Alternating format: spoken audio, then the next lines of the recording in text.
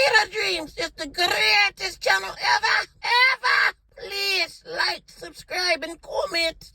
In a prisoner swap with Russian arms dealer. Yes, this news came down, well, really within the hour. Our legal analyst, Brian Weiss, is joining us live on the Zoom call. Brian, good morning. What was your first reaction to this news this morning?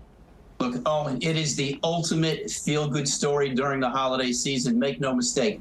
For Brittney, for Sherelle, for everybody in this great country that knows this was the absolute right thing to do. Joy and elation. But make no mistake, there's going to be questions asked. Why was this a one-for-one swap? Why did we let Viktor Bout, one of the all-time bad guys in the annals of criminal jurisprudence, be part of this swap? And why isn't Paul Whelan coming home as well? Make no mistake, this is a situation where there are tears of joy and there are going to be tears of frustration as well, Owen. Yeah. For sure, Brian. And going back to the swap, now that prisoner had a long and lengthy criminal history. Was this an equal trade with him and Brittney, would you say? Boy, but it's tough because we're talking about real life, flesh and blood people.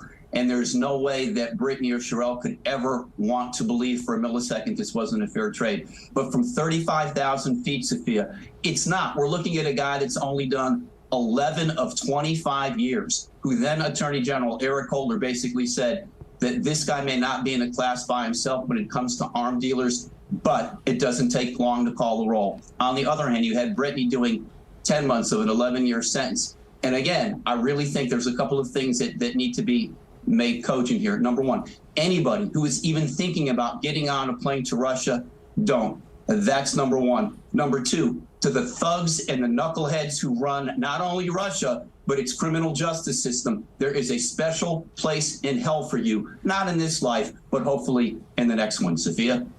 Yeah, and look, Brian, if we go back to the beginning, I mean, without question, what was done to Brittney Griner was completely unfair. And I guess if you'd ask Russia, they'd say the same thing about Viktor Bout. Yeah. But obviously, we see it differently.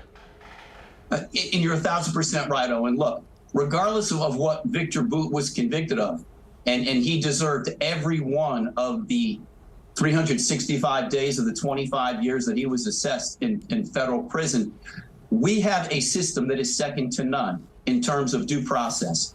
And the worse of an individual you are, the more due process works to your benefit.